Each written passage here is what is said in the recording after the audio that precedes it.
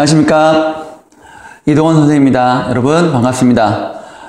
이거는 이제 두 가지가 있는데요. 첫 번째는 겨울방학에서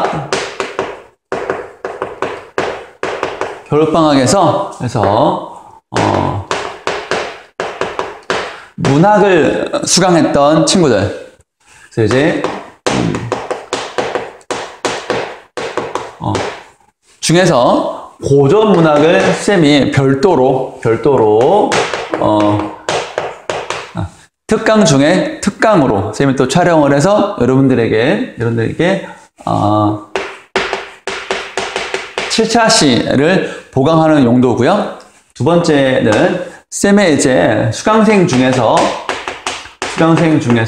쌤이 이제 개별적으로 클리닉 자료를 만드는데, 그 중에서 고전시가 1번에 대해서 쌤이 자료를 줬는데, 그 자료 중에서 가장 중요한 내용, 작품 전문하고 가장 중요한 특징, 한두 문장으로 정리한 특징을 쌤이 또 따로 마련한 거예요.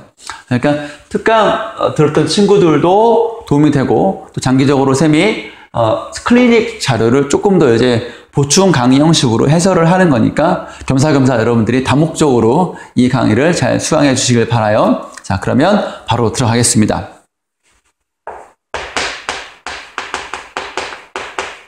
고전 시가는 우리들이 많이 좀 어렵습니다. 왜 어렵냐? 해석이 안 되기 때문입니다. 그래서 우리 강의는 해석을 중심으로, 목표 보면 해석을 할 수 있다. 해석을 중심으로 해석을 할 수 있게끔 쌤이 간단하게 어떻게 읽어나가는지, 어떻게 작품의 주제를 뽑아내는지를 중심으로 쌤이 쭉쭉 읽어나가면서 강의할 테니까 여러분들도 너무 디테일하게 세부적인 정보에 집착하지 말고 큰 흐름에서 이것이구나 정도로 판단하면 좋겠습니다. 네, 됐습니까? 첫 번째, 500년. 우선 소리내서 한번 읽어본다. 소리내서 한번 읽어본다. 이것도 좋습니다. 500년 도읍지를 필마로 돌아다니 산천은 의구하되 인걸은 간데없다. 어즈버 태평연월이 꿈이런가 하노라. 그랬습니다.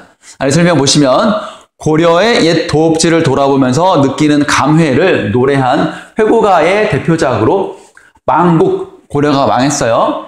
한과 안타까움이 잘 드러나 있다. 그랬습니다. 고려는 이미 망했어요. 조선으로 넘어가는 그 시기에 고려에 미련이 있었던 충신들이 안타까움을 이런 시조로 써서 드러냈다는 것입니다. 고려 500년 도읍지를 필마, 말 한 필 타고 이렇게 휙 둘러보니 산천은 의구하되, 산천, 그 고려를 둘러싼 주변의 자연은 의구하되 변함이 없는데 인거는 간데없다. 고려를 훌륭하게 빛냈던 인재들은 간데없다. 다 죽거나 혹은 조선으로 넘어가거나 그랬죠. 그래서 나라를 뒷받침한 인재들이 흩어져 버린 상황이다. 간데없다. 태평연월, 고려에 참 잘 나갔던 그때가 정말로 꿈만 같구나 해서 이렇게 인생무상 정도로 해석하면 좋습니다. 꿈이 나오면 이미 지나가는 과거, 고려가 참 잘 나갔을 때 생각하면 지금 이렇게 망한 게 참 꿈만 같다. 믿어지지 않는다. 너무 허무하다. 안타깝다. 그렇게 읽어내면 좋겠습니다. 자, 망국의 한과 안타까움이 잘 드러나 있다, 여러분. 두 번째 볼까요? 많이 읽어봐야 돼. 그래서 알았지? 많이 읽어봐야 돼. 두 번째, 같은 회고가류 중에 하나입니다. 흥망이 유수하니 만월 때도 추초로다. 500년 왕업이 목적에 붙였으니 석양에 지나는 객이 눈물겨우 하노라. 그랬습니다. 잡초가 우거진 옛 궁궐터, 만월때가 옛 궁궐터입니다. 진 작품이고 고려의 멸망에서 느끼는 무상감이다. 인생 무상감이 되겠습니다. 탄식의 어조. 탄식은 안타까움이죠. 잘 표현되고 있습니다. 그래서 흥망, 나라가 흥하고 망하는 것은 다 정해진 운명에 있다. 많을 때 고려가 망하는 것도 운명인 거고, 그래서 풀밖에 남아있지 않다. 다 허물어져 가고. 500년 왕업이, 고려의 왕업이 목적에 붙였으니 목동의 필이,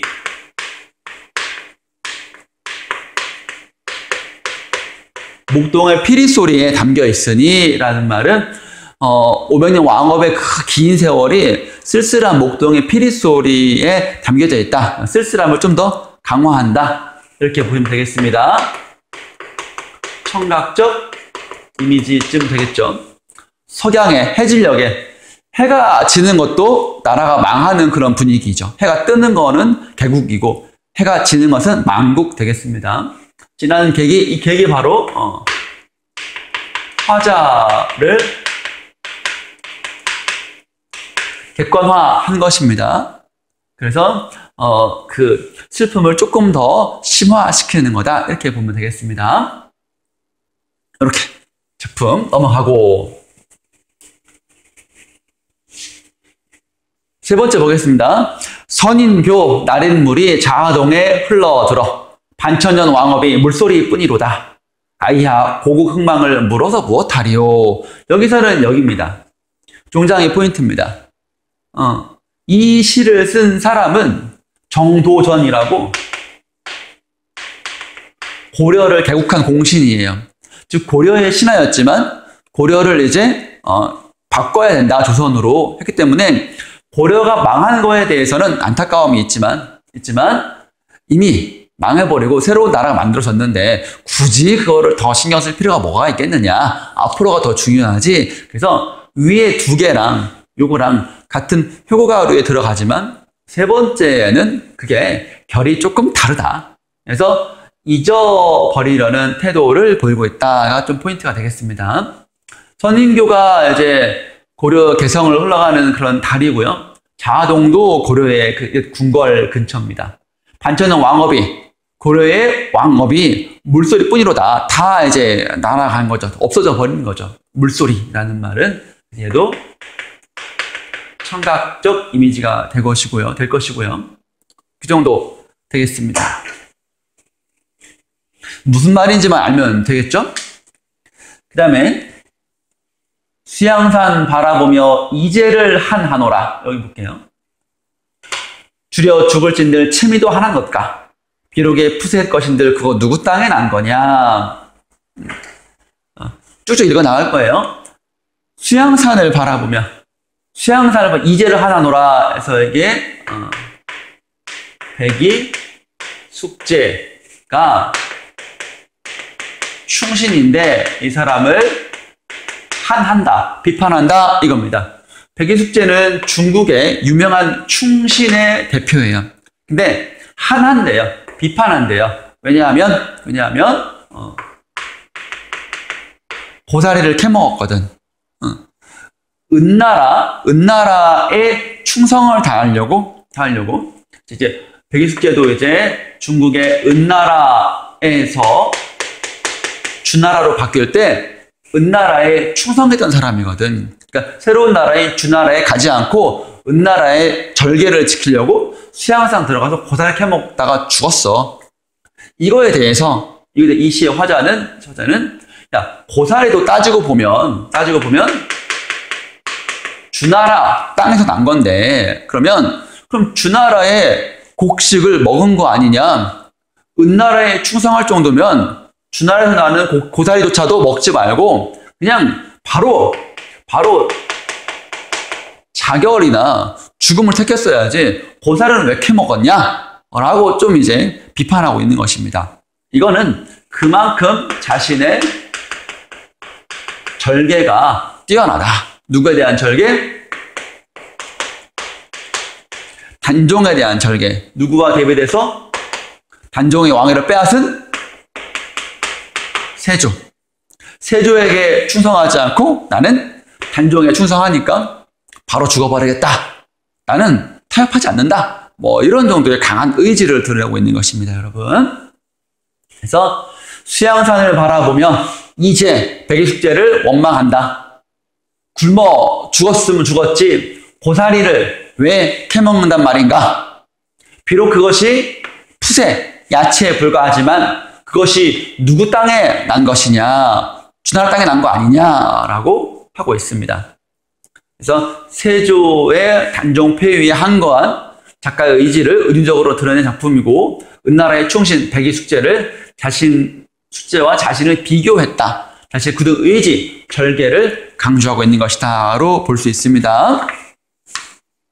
다음 페이지 넘어갑시다.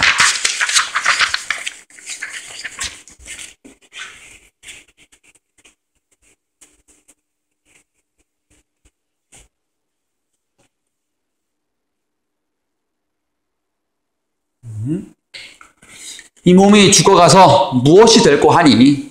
내가 죽은 다음에 뭐가 돼야지? 뭐가 되려고 하니?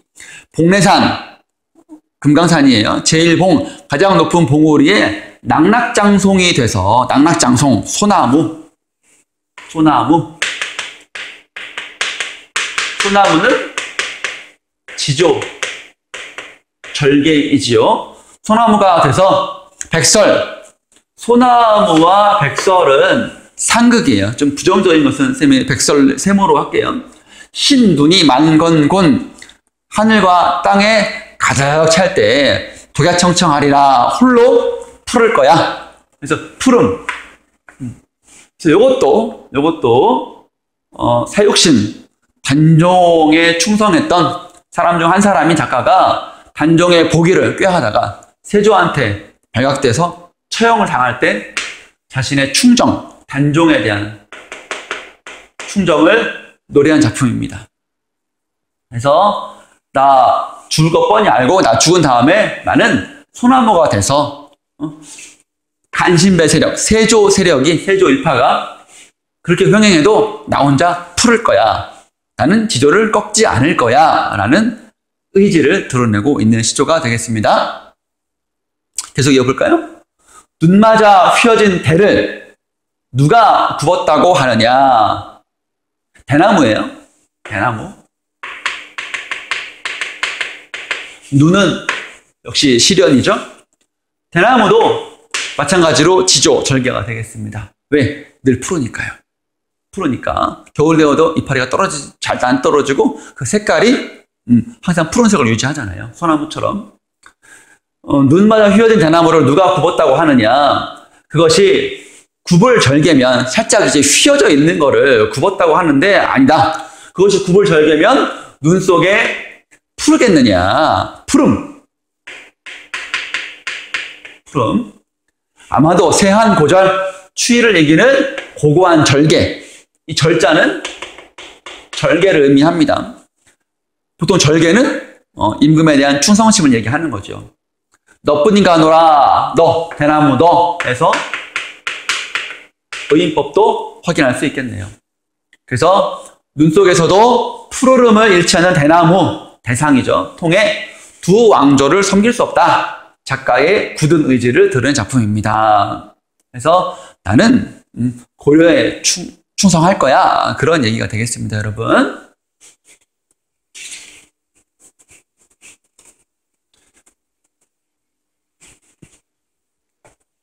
그 다음 까마귀 눈비 맞아 휘는 듯 겁노매라.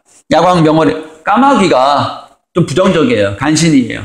간신매가 눈비 맞아가지고 희게 보이고, 그러니까 까마귀의 본성, 까만 것이 잘 안 보여. 이렇게도 보이고 저렇게도 보여. 좀 헷갈리는 상황이 된 거예요. 왕조 교체기는 좀 이제 헷갈리는 거죠. 이것이 충신인가 아니면 간신인가, 그런 혼란스러운 세상입니다. 그러함에도 야광 명월이, 밤에 빛나는 밝은 달이 밤인들 어둡겠느냐? 어둡지 않다. 님 향한 일편단심, 이야 고칠 줄 있겠느냐? 해서 충성심은 변함이 없다. 세상이 아무리 혼란스러워도 밝은 거는 변함이 없다. 임에 대한 나의 충성심 또한 변함이 없을 것이다. 그런 내용이 있는 것입니다. 이렇게 나의 충절은 늘 빛나는 야광 명월이다. 명월이 이제 임금을 상징하는 것은 아니에요. 한결같다. 그래서 단종에 대한 절의, 절개, 충성심을 분명하게 드러낸 작품이다라고 보겠습니다. 이제 단종이니까 세조의 일파들이 이제 단종에 충성했다가 나중에 이제 세조로 옮아간 사람들이 많거든. 얘가 진짜 괜찮은 놈인지 아닌지를 알기 어려운 그런 상황이었다라는 것이죠. 그 다음에 간밤에 밤에 불던 바람에 눈서리가 치단 말인가. 바람과 눈서리는 부정적인 상황입니다. 낙낙장송, 소나무는 굉장히 좋은 인재예요. 훌륭한 신하들입니다. 다 기울어 가는구나. 다 쓰러지는구나. 그런데 하물며 못다 핀 꽃이야. 꽃이에요. 꽃이야. 닐러 말해 무엇하겠느냐. 큰 나무도 이 시련에 다 쓰러져 가는데 아직 피지도 못한 꽃이야. 말해 뭐하겠느냐. 다 쓰러져 버린다라는 거죠. 그래서 계유정난. 세조가 왕위를 찬탈하기 위해서 당시에 단종을 모셨던 신하들을 다 죽여버리는 것이 계유정난이고, 그런 상황 속에서 중신이라고 하죠. 대신급 영의정, 좌의정, 우의정 이런 사람들 다 쓰러지고 다 죽고, 젊은 신하들도 다 쓰러져 간다에 대한 안타까움이 되겠습니다. 그래서 김종서 이런 사람들 다 죽이고 단종을 폐위했어요. 계유정난을 풍자했고, 수양대군의 횡포와 인재들의, 나라를 뒷받침한 인재들의 희생에 대해서 한탄 안타까워하고 있습니다. 그 정도 보시고,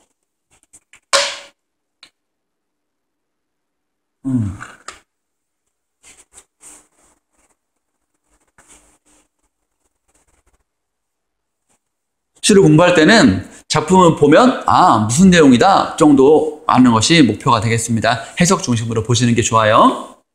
풍상이 바람과 설입니다. 이것도 좀 부정적인 상황이죠.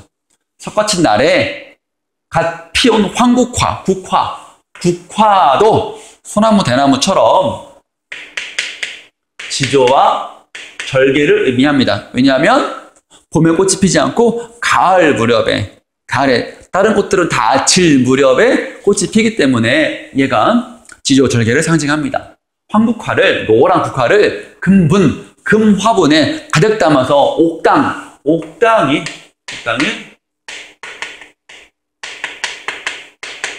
홍문관이라고 젊은 선비들이 공부하고 연구하고 왕권을 뒷받침하는 그런 공간이죠. 에 보냈습니다. 보내오니, 그럼 누가 보냈냐면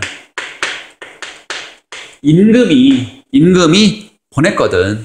임금이 보내고 이 국화를 딱 보내놓고 아무 말도 없이 이거에 대해 느낀바에 대해서 시를 한 편 써와라 해가지고 이 시를 쓴 송순이 아마 이런 뜻이지 않을까. 국화가 임금에 대한 신하의 지조, 절개를 의미하니까 그럼 지조와 절개에 대한 주제로 시를 써야 되겠다 해가지고 요거를 제 1등으로 써가지고 갖다 드려가지고 상 받았다는 얘기 아닙니까? 그래요. 그러니 도리는 이제 국화랑 대비가 되는 거야. 도리는 복숭아꽃, 백꽃. 그래가지고 봄에 피는 꽃이야. 너는 꽃인 척 하지 마라. 님의 뜻, 임금님의 뜻, 충성하라고 내가 알 것 같다. 그래서 임금님, 국화처럼 임금님께 충성하면 되는 거죠? 네, 알겠습니다. 충성! 이렇게 했다는 거야. 그래서 국화를 하사한 임금의 뜻에 따라 지조와 절개를 지키겠다는 작가의 다짐을 담은 작품이다 했습니다. 그래서 왕이 좋아가지고 상을 내렸는데 그 상이 술 한 잔이었대. 에이, 겨우 술 한 잔이요? 그런데 술이 좀 컸지? 술잔이 대접만 했대. 그걸 한 번 마셔가지고 여기 헷가닥 했대. 그런 얘기가 있습니다. 그 다음 볼까요? 방 안에 켜 있는 촛불, 화자가 촛불을 보고 있습니다. 누구와 이별하였길래 겉으로 눈물 떨어지고, 눈물은 촛농이에요. 속 타는 줄을 모르느냐.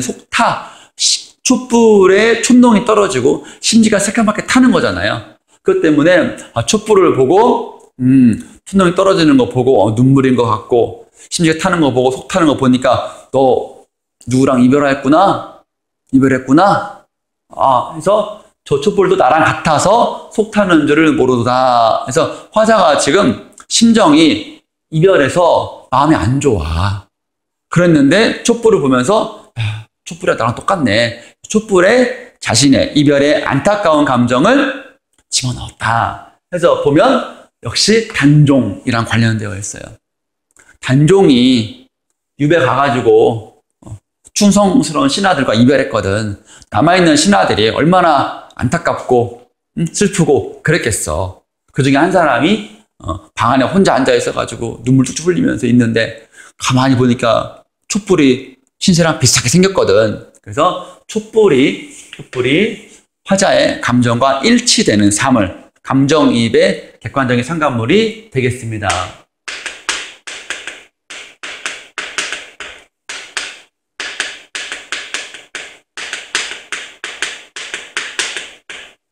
됐고, 그 다음에 내 마음은 버여내어 별 달을 만들고 싶구나. 고저라는 말은 뭐하고 싶다. 소망인 거죠. 내 마음을 베서 별을 달을 만들고 싶어. 구만리 당천에 반드시 환하게 걸려 있어서 저 넓은 하늘에 환하게 걸려 있어서 고운님, 이게 바로 임금님이겠지. 계신 곳에 가 빛이 하나 보리라. 그래서 임금님 보고 싶다. 이 소리인 것이. 그래서 임금님을 그리워하는 안타까운 마음을 우회적으로 별 달을 만드는 것으로 이렇게 형상화했다. 우회적으로, 간접적으로 형상화했다라는 것이죠. 됐습니까? 그 다음에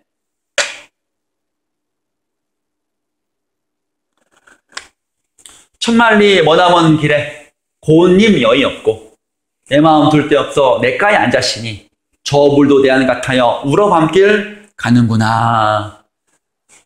역시 단종과 관련되어 있는 시조입니다. 단종이 영월로 유배 갈 때 호송 수레를 끌고 갈 때 그거를 경호하는 책임을 맡았던 사람이 돌아오면서 임무 완수하고 돌아오면서 그 단종이 어린 단종이 혼자 유배지에 가서 쓸쓸해 있는 모습을 봤잖아. 어떻게 살까 싶지. 응? 그런데 그 온 마음이 얼마나 짠하겠어. 얼마나 아프겠어. 그래서 힘들었나 봐. 임금님과 이별하고 내 마음, 그 마음, 안타까운 마음을 둘 데가 없어서 주체할 수 없어서 내가에 잠깐 앉았어. 그래갖고 어떡하나 우리 임금님 그러고 있는데 앞에 시냇물 흘러가는 거야. 그 시냇물이 마치 물소리가 나는 것이 내 마음처럼 울음소리 같게 들린 거야. 내가 단종 임금의 안타까움 때문에 슬픈 마음이 있는데 흘러가는 물소리가 슬프게 들리는 거지. 그래서 이 물도 아까 촛불처럼 앞에 있던 촛불처럼 임금에 대한 자신의 안타까운 마음을 감정이입한 객관적 상관물이 되는 것이야.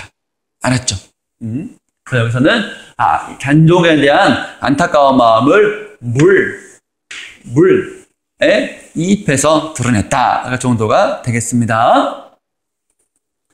추강에 밤이 드니 물결이 차구나. 낚시 들이오니 고기 아니 무는구나. 무심한 달빛만 씻고 빈배져 오너라. 그랬습니다. 가을강에 밤이 와서 물결이 차요. 낚시를 들이오니 고기가 안 물어요. 그래서 고기 안 물었네? 아이, 슬퍼하지 말고 무심한 달빛. 이 시의 포인트는 이겁니다. 무심하다. 욕심이 없어요. 세상에 대해서 부자가 되고 싶은 거, 벼슬 올라가는 거 다 필요 없어. 그거 다 필요 없어. 나는 그냥 자연 속에서 빈 배, 욕심 없이 그렇게 살 거야. 그래서 욕심과 명리, 명예, 이익을 다 벗어났어. 자연 속에서 한가롭게 논의는 거, 유유자적하는 삶의 모습을 그린 것이다. 되겠습니다. 그 다음에 10년을 경영하여 초가삼간 지어내니 10년 동안 고생해서 건축해가지고 초가집 3칸을 지었습니다. 나 한 칸 갖고요. 달 한 칸 주고요. 청풍 한 칸 맡겨두고 라는 말은 자연과 함께 사는 것이지요. 강과 산도 주고 싶은데 빈 방이 없잖아. 그러니까 내 집에 병풍처럼 둘러두고 내가 볼 거야. 자연과 함께 있고 싶은 화자의 소망을 이렇게 드러내고 있습니다. 하나가 된 것이지요. 네. 그 다음에 잠깐 쉬었다가 나머지 이어서 가겠습니다. 네. 이어서 나가겠습니다. 4쪽 되겠습니다.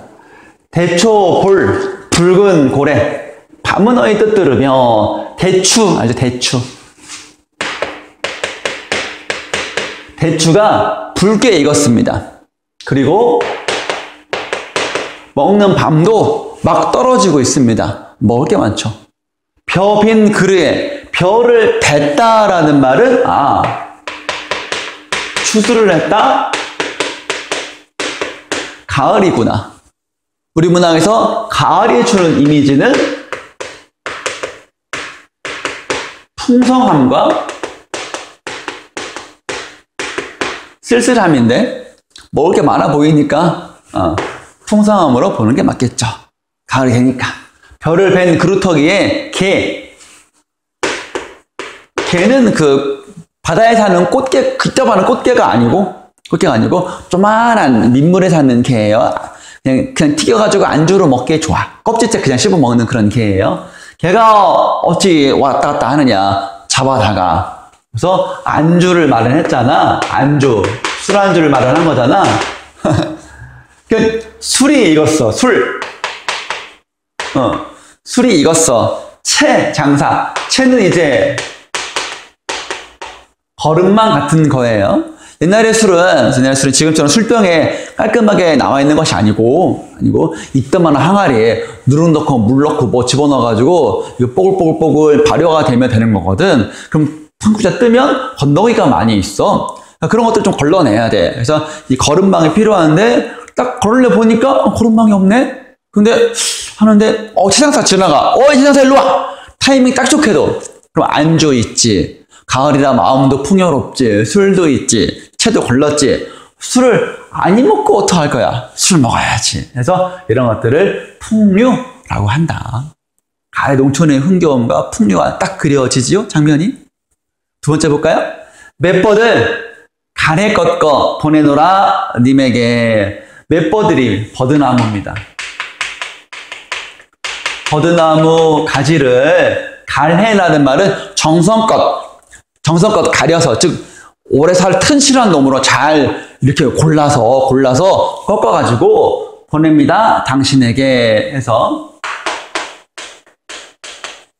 도치법이 있고 님이 있습니다. 님. 그러니까 내가 못 가니까 버드나무를 대신 보내는 거야. 그래서 우리가 이거를 화자의 분신이라고도 합니다. 당신 주무시는 창밖에 심어두고 보세요. 밤에 내리는 비에 새 이파리가 나면 난 줄 알아주세요. 해서 님에 대한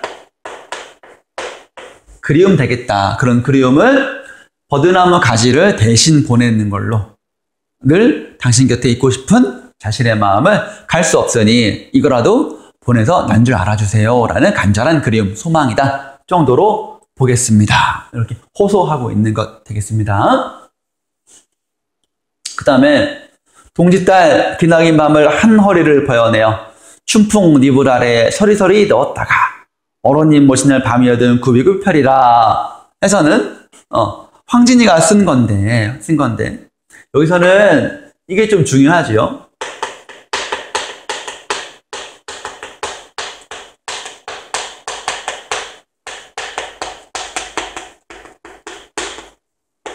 추상적 관념의 구체화 되겠습니다.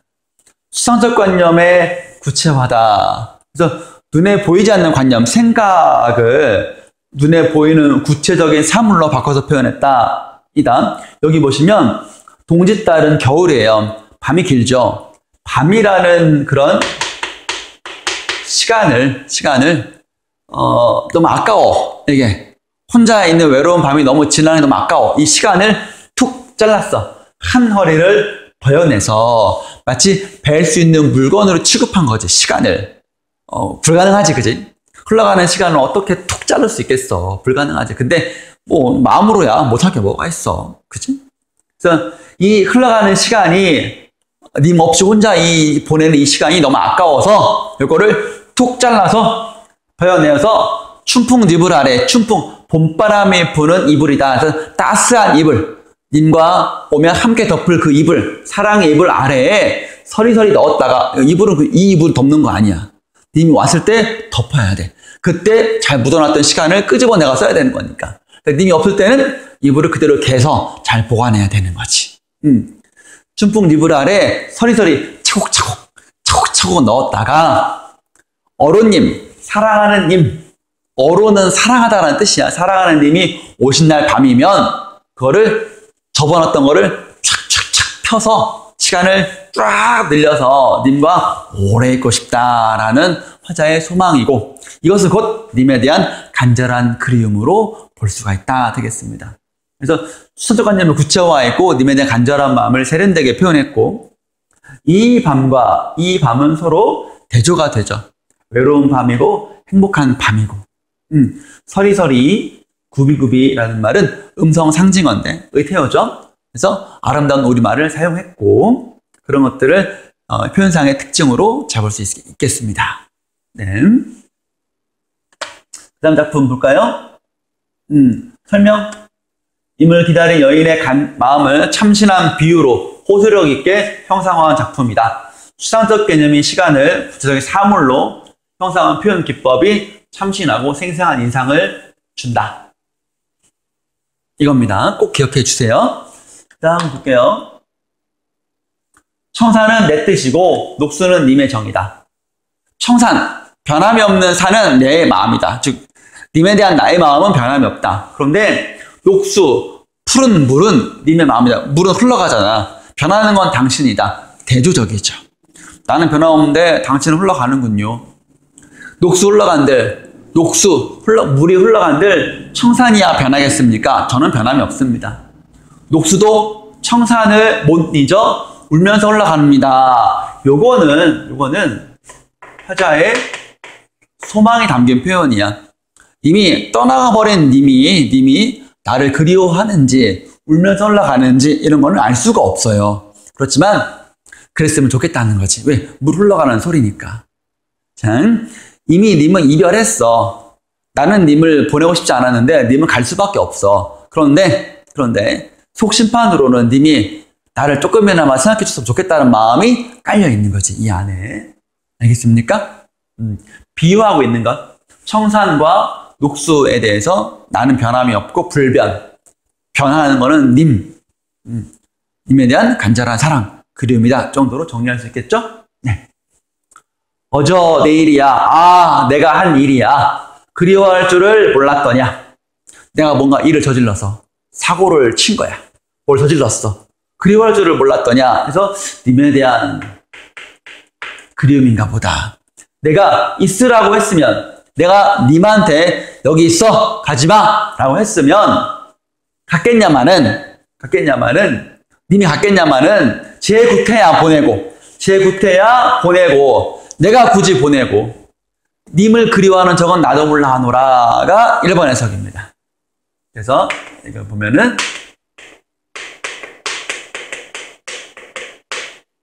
제 구태야 보내고, 이게 이어지는 거. 이어졌는데 툭 잘라서 행을 나눴다가 행간 걸침입니다. 이럴 때 제 구태여의 제가 화자, 황진이를 의미합니다. 그런데 이것이 도치된 표현이다. 도치법으로 이해하면 요 제9태여가 원래는 여기 있어야 되는데 요거를 이렇게 했다. 이거를 자리를 옮겼다. 그럴 때는 제9태여가 임이 됩니다. 보세요. 내가 있으라고 했으면은 여기로 집어넣어서 해석을 하는 거야. 원래는 제9태여에 있어야 되는 건데 이거 뒤로 옮겼다라고 할 때는 내가 있으라고 했으면 제가 굳이 갖겠냐마는 이라고 해석하는 거니까 이미 굳이 갖겠냐마는 임을 보내고 그리워하는 적은 나도 몰라 하노라 되겠습니다. 자, 그래서 행간 거침일 때는 제가 황진이고 도치로 볼 때에는 제가 임이다. 이것이 이제 표현상의 묘미가 되겠습니다. 어쨌든 내가 네 임을 떠나 보내고 가라고 해가지고 막상 가니까 또 허전한데? 하는 그런 어떤 후회의 마음을 이렇게 표현하는 것입니다. 절묘한 식구라함은 이런 것을 말합니다. 이 시에서는. 그래서 임을 떠나 보내서 안타까워하고 있는 것, 후회하고 있는 자신의 마음을 행간걸침과 도치법을 통해서 표현했다. 이렇게 이해하면 좋겠습니다. 그 다음에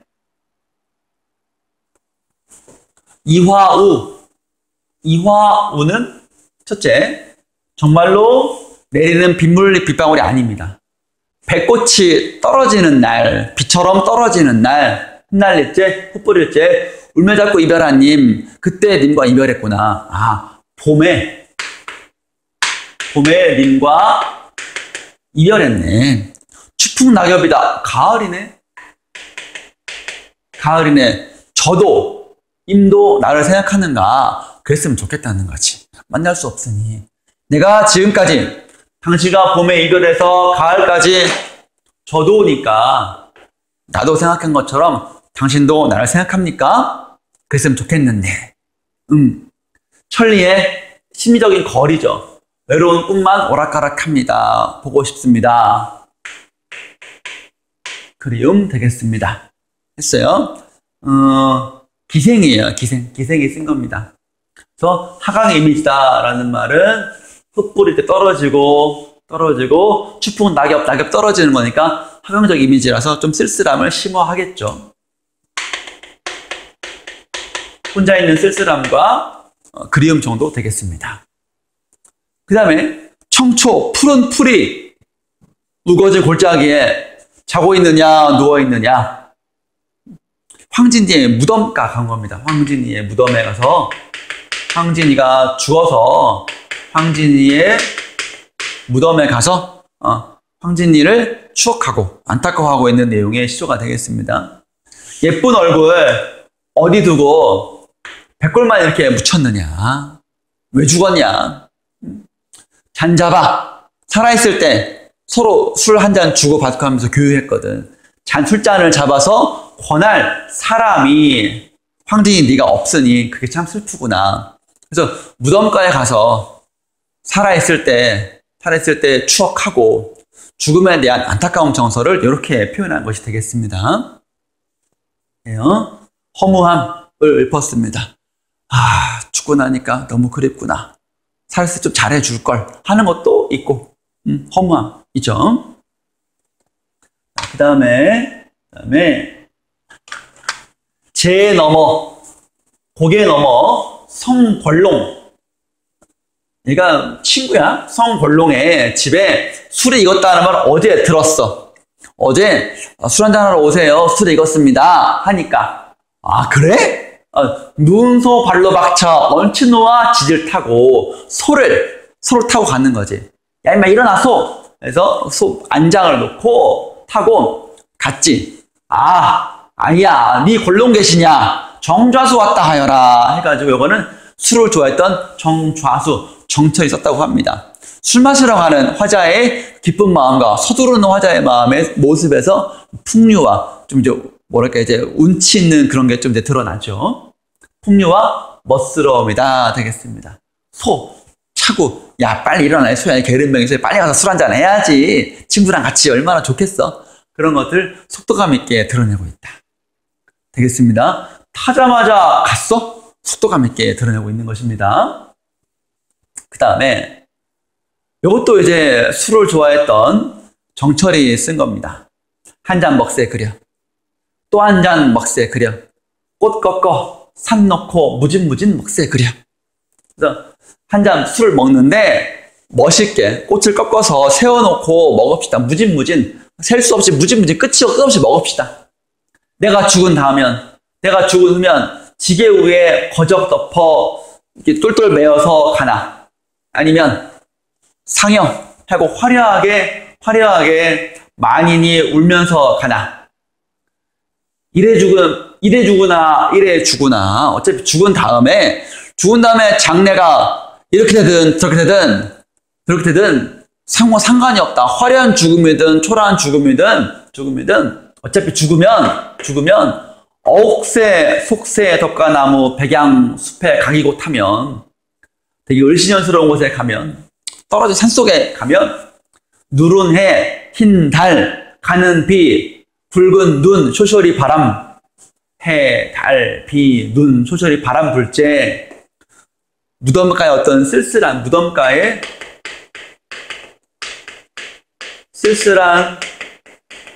분위기를 보여주고 있는 거죠. 바람 불 때 누가 한 잔 먹자 하겠느냐. 죽으면 소용없다. 살아있을 때 많이 먹자. 하물며 무덤 위에 잔나비, 원숭이가 바람 불 때 뉘우친들 후회한들 뭐 하겠느냐. 살아있을 때 많이 술 먹자, 놀자 라는 그런 얘기가 되겠습니다. 그래서 권주가 술을 권하는 내용의 노래. 야, 한 잔해. 아유, 나중에 맛있게. 야, 임방, 너 그 죽으면 뭐 마시지도 못해. 살아있을 때 한 잔 하자고. 빨리 마셔, 이 자식아. 이런 내용의 노래가 되겠습니다. 죽음에 대해서 너무 그렇게 심각하게 들어가는 그런 시조는 아니야. 아이러니한 건 뭐냐면 사설시조인데 보통 사설시조는 조선 후기에 평민이 지은 거라고 알고 있잖아. 그런데 아이러니하게도 정철이 조선 전기에 썼어. 최초로.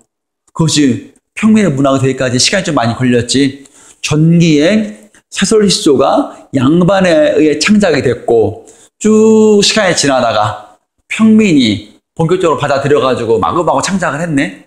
그래서 엄밀히 말하면 사설시조는 평민의 문학인데 그 기원은 정철의 장진주사 양반이 쓴 것이다 정도 하나 알아둡시다.